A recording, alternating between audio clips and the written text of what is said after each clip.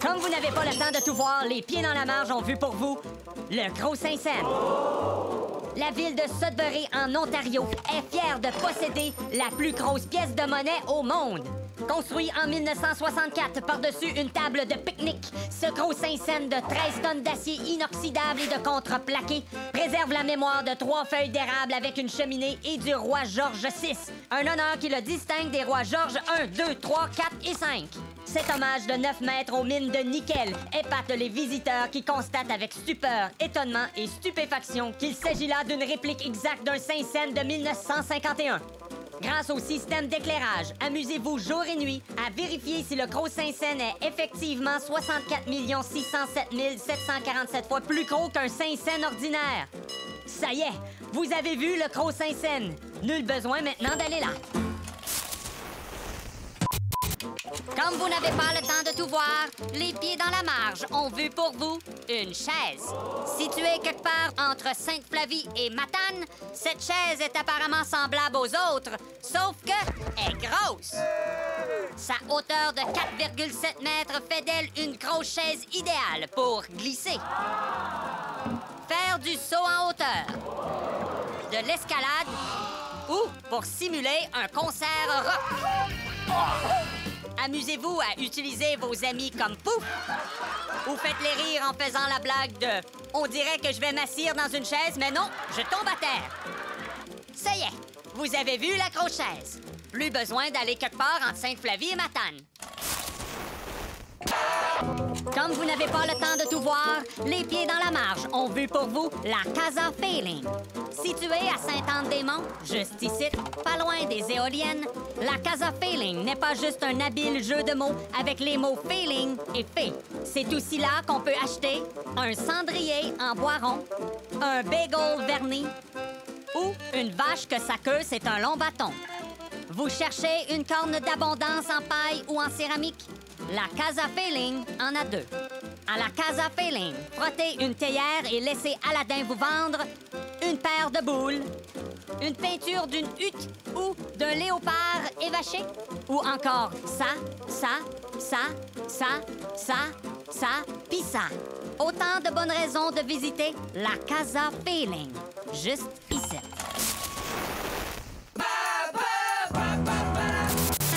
Comme vous n'avez pas le temps de tout voir, les pieds dans la marge ont vu pour vous la grosse cheminée. En Ontario, quand ça sent drôle, on pense tout d'abord à la ville de Wanapete. Puis après, on pense à la grosse cheminée de Sudbury.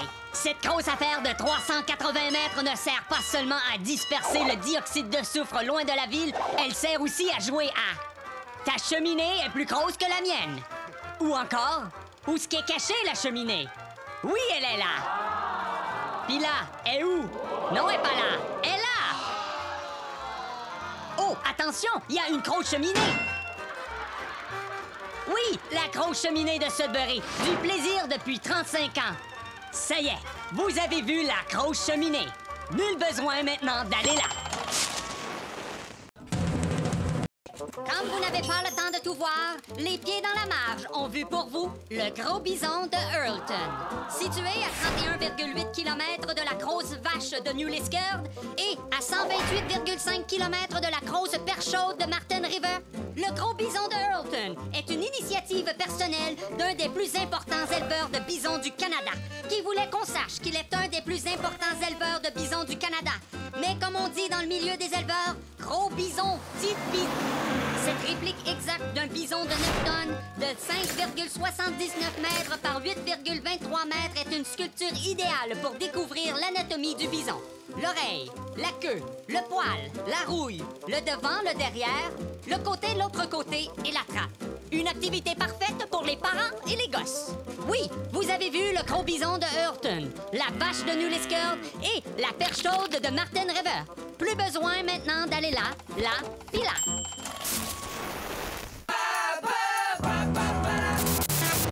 Comme vous n'avez pas le temps de tout voir, les pieds dans la marge ont vu pour vous les statues historiques de Mattawa. Judicieusement situées sur le bord de l'autoroute, les statues de Mattawa. Venez rencontrer rencontrer le sieur de la véranderie qui a découvert l'Ouest canadien avec quelque chose dans le nez et qui se demande aujourd'hui s'il s'en va à Ottawa ou à North Bay. Grâce à l'expérience Matawa, vous pourrez enfin connaître sœur Célina Roy de Saint-Alexis, cette grande dame qui, à elle seule, repoussa avec famille. Oui, ils sont tous là. De Radisson à des groseilliers, en passant par Louis Joliette, qui surveille pour vous les spéciaux du Mini-Mart. Sans oublier cet Amérindien menaçant de son tomahawk quiconque veut lui rentrer un autre 2x4 dans le... C'est ça, l'expérience Matawa. Les pieds dans la marge ont visité pour vous les statues historiques. Puis, ont cédé la voie médiane aux véhicules en sens inverse. Plus besoin maintenant d'aller là.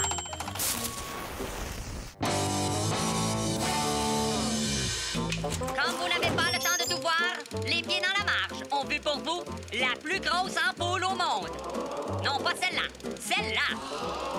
Ici, au Thomas Alva Edison Memorial Tower and Menlo Park Museum au New Jersey, admirez une ampoule de 4 mètres qui n'est pas vraiment une ampoule, mais qui fait vraiment 4 mètres. Ce luminaire se trouve au sommet d'une tour de 40 mètres, marquant l'emplacement du laboratoire de Thomas Edison, l'inventeur de l'ampoule. Mais pas celle-là, la vraie. Entourée d'une clôture barrée qui maintient à distance les fans de Thomas Edison, la tour est parfaite pour jouer à « J'ai une grosse ampoule sur l'orteil ». Quant à être là, lisez la plaque qui vous met au courant de tout ce que Thomas Edison a fait puis qu'on savait pas qu'il avait fait. Puis, éclairez sur les exploits de cet homme brillant, devenez un fan trop enthousiaste. Foncez sur la clôture, puis ayez la bonne idée de la redresser. Ça y est, vous avez vu la plus grosse ampoule du monde. Plus besoin maintenant d'aller là. Comme vous n'avez pas le temps de tout voir, les pieds dans la marge ont vu pour vous une pile de classeurs. À Burlington, au Vermont, aux États-Unis, à 13 km d'un ours fait avec des bottes de foin, 2 roues et un bac de recyclage, se dresse le plus haut classeur du monde. Cette structure de 12 mètres composée de 11 filières totalisant 38 tiroirs n'est pas qu'une grosse pile de classeurs. C'est une œuvre d'art, symbolisant la paperasse générée pour la construction d'une route qui ne s'est jamais faite. Mais vous ne verrez qu'une grosse pile de classeurs. Parfait pour trouver une chemise ou un dossier. Cette œuvre mérite d'être appréciée sous tous ses angles. Mais cette œuvre ne mérite pas qu'on court autour, en sautant comme des ballerines et en manquant de tomber. Voilà, les pieds dans la marge ont vu pour vous le plus haut classeur du monde. Plus besoin maintenant d'aller là. Comme vous n'avez pas le temps de tout voir, les pieds dans la marge ont essayé de voir pour vous le complexe South of the Border. Rendu folle de curiosité par 34 pancartes sur le bord du chemin, l'équipe des pieds dans la marge a voulu voir le centre commercial le plus quétaine de la côte est américaine.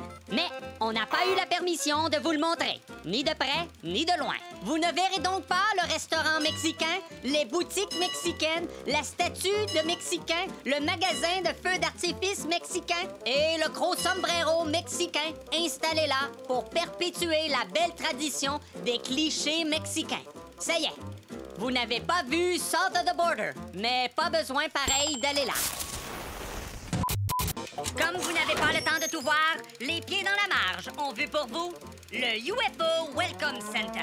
La ville de Bowman, en Caroline du Sud, aux États-Unis, à 32 km du barbecue de Maurice, n'est pas seulement le domicile de cette coquette maison, c'est également l'emplacement du UFO Welcome Center. Érigé avec des matériaux de pointe comme le bois, le métal et une barre d'alimentation, cette structure, qui est également un moineau Welcome Center, est conçue pour accueillir sur Terre des extraterrestres à faible revenu. Le créateur de cette soucoupe, qui s'est également présenté comme maire, a aussi conçu une antenne avec une roue de bicyclette et des cannes vides de manger à chat. Apparemment, les lois de la ville de Bowman n'empêchent pas quelqu'un d'ériger une grosse affaire lettre climatisée de 8,22 mètres. À la grande joie des voisins, qui sont certainement soulagés de savoir que si jamais des extraterrestres voyageant sous le seuil de la pauvreté atterrissent sur Terre, ils pourront rester à Bowman. Voilà, les pieds dans la marge ont vu pour vous le UFO Welcome Center. Plus besoin maintenant d'aller là. Comme vous n'avez pas le temps de tout voir, les pieds dans la marge ont vu pour vous le village abandonné de Bee City. Autrefois, le petit village de Bee-City abritait une population d'1 260 000 abeilles. Il y avait un hôtel de ville, un poste de pompier et même un salon de barbier. Mais les abeilles piquaient les enfants qui venaient les visiter. Alors, on a dû les exterminer. Pas les enfants, les abeilles.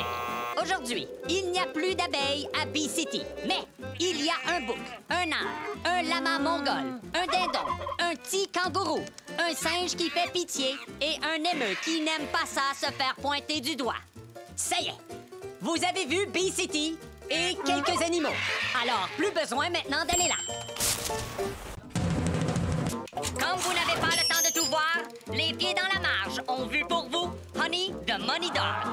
Si vous manquez d'essence près de Jacksonville, en Floride, en face de 2 éléphants, arrêtez-vous à la station de Honey de Money Dog. Ceci a l'air d'un plein d'essence d'ordinaire ordinaire, avec une femme qui passe en arrière, mais non. Car ici, on paye à un chien qui a de la misère à marcher. Donnez-lui votre billet, puis regardez-le avoir de la misère à marcher jusqu'à la caisse, remettre le billet humide au caissier, puis recevoir une récompense qui explique son problème de poids. C'est un chien? C'est un caissier? Non, c'est un chien caissier. Pendant ce temps, à la pompe, rendez-vous compte que Honey ne rapporte pas la monnaie. Faites vous-même en 4 secondes le trajet que vous pensiez que Honey allait vous épargner. Puis, réclamez votre monnaie au gars avec un ouvre-bouteille sur sa calotte. Mais ne tentez pas de niaiser Honey avec un faux billet. Honey ne le prendra pas. Incroyable, se dit sûrement cet homme. Célébrez cet exploit en vous procurant un feu d'artifice. Achetez la boîte avec la poule qui pond des explosifs et constatez que ça fait juste ça. Ça y est, vous avez vu Honey de Money Dog. Plus besoin maintenant d'aller là. Comme vous n'avez pas le temps de tout voir, les pieds dans la marge, on veut pour vous les silos du moulin à fleurs de Sudbury. Vue du ciel, quand la caméra brasse pas trop, on dirait 6 piles de beignes au miel.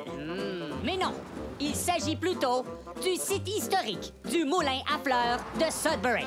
Fleurs comme dans flower, un mot anglais qui veut dire farine, mais qui sonne comme flower, un autre mot anglais qui lui veut dire fleur. Construit en 1910, le moulin à fleurs était donc un moulin à farine qui a dû fermer ses portes parce que la pollution provoquée par l'industrie minière à Sudbury empoisonnait le blé de Sudbury.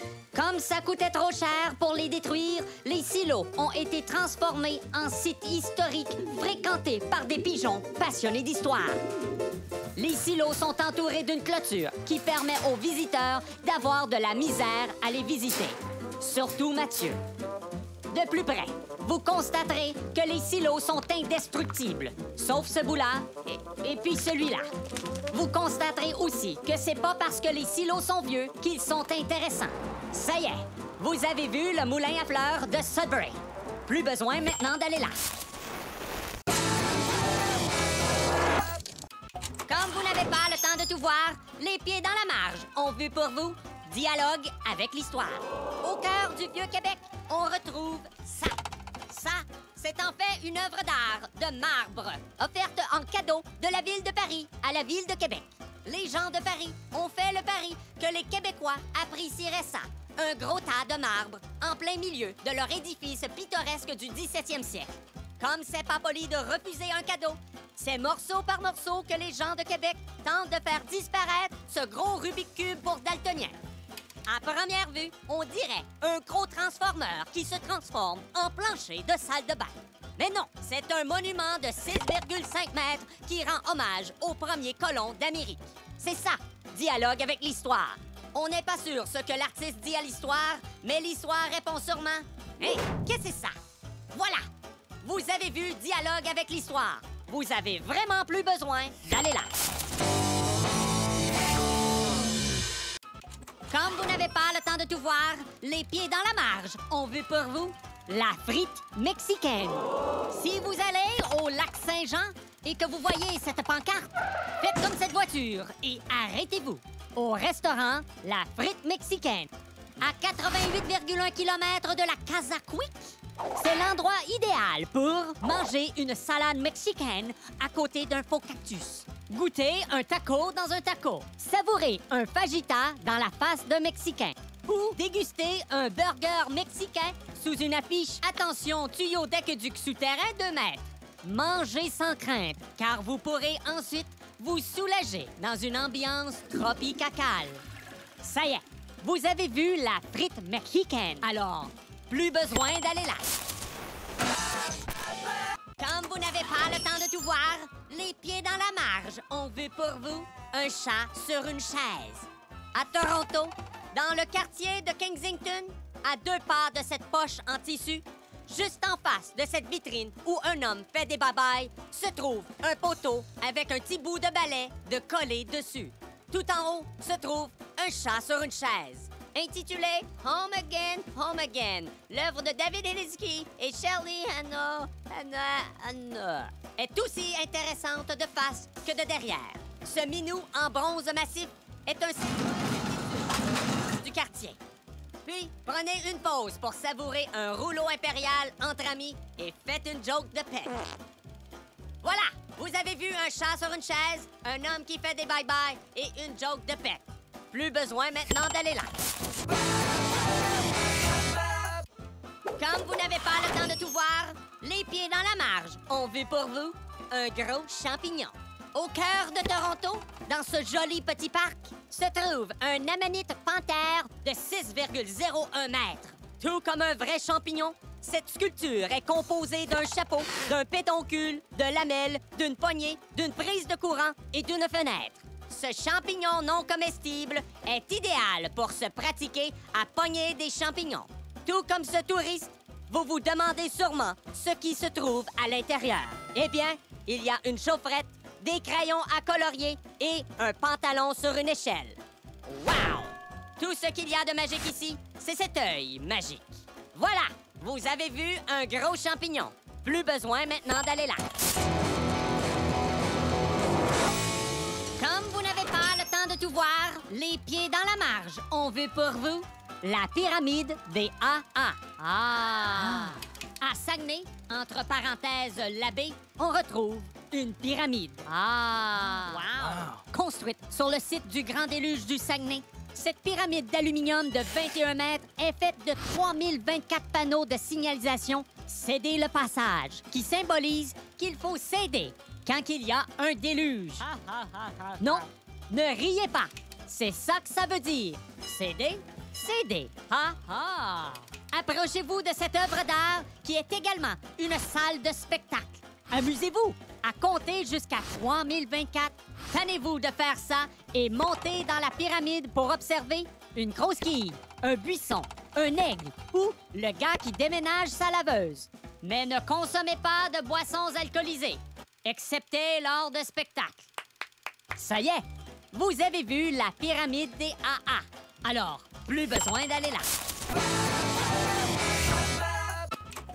Comme vous n'avez pas le temps de tout voir, les pieds dans la marge, on veut pour vous le sentier des sculptures.